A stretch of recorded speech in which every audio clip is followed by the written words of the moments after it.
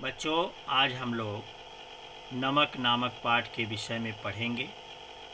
इस पैराग्राफ में बताया गया है कि जो सफ़िया है वो अंत में निर्णय करती है कि किसी न किसी तरह से हम लाहौरी नमक को लेकर के हिंदुस्तान जाएंगे और सिख बीबी को उपहार के रूप में भेंट करेंगे। उसने कीनू कालीन पर पटक उलट दिए, टोकरी खाली की और नमक की पुड़िया उठाकर टोकरी की तह में रख दी।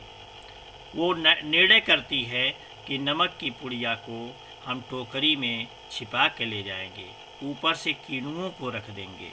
एक बार झांक कर उसने पुड़िया को देखा और उसे ऐसा महसूस हुआ मानो उसने अपने किसी प्यारे को कब्र की गहराई में उतार दिया हो। जैसे किसी को कब्र में दफनाया जाता है, उसको एक बार देखा जाता है, उसी तरह से सफ़िया भी नमक की पुड़िया को देख रही थी।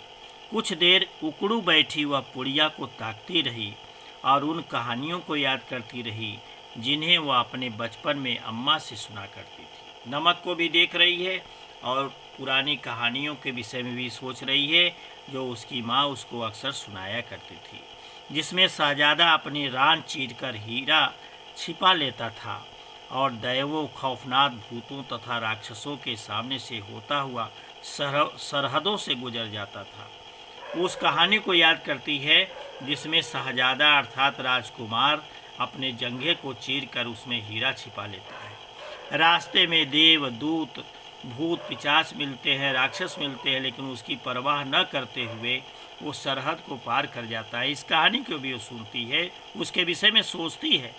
इस ज़माने में ऐसी कोई तरकीब नहीं हो सकती थी, वरना वह अपना दिल चीरकर उसमें यह नमक छिपा लेती।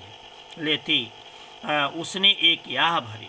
वह सोचने लगती है कि उस समय का शहजादा राजकुमार जब अपना रान चीन करके हीरा छिपा लेता है, तो अगर उस तरह की हिम्मत इस समय रहती या साधन रहता या कोई तरकीब रहता तो मैं अपना दिल चीर करके उसमें इस नमक को छिपा करके ले जाती। अर्थात जो सफ़िया है वो अपने बच्चन की इतनी पक्की है कि वो अपने दिल से भी बढ़ करके उस नमक की पुड़िया की परवाह करती है और उसे छिपा करके वो उपहार के रूप में हिंदुस्तान ले जाना चाहती है तथा सिख बीबी को भेंट करना चाहती है। अर्थात नमक के प्रति और अपने वतन के प्रति उसके दिल में, उसके हृदय में कितना प्रेम है, इसको रजिया सज्जाद जहीर ने इस पैराग्राफ में बताने की कोशिश की है।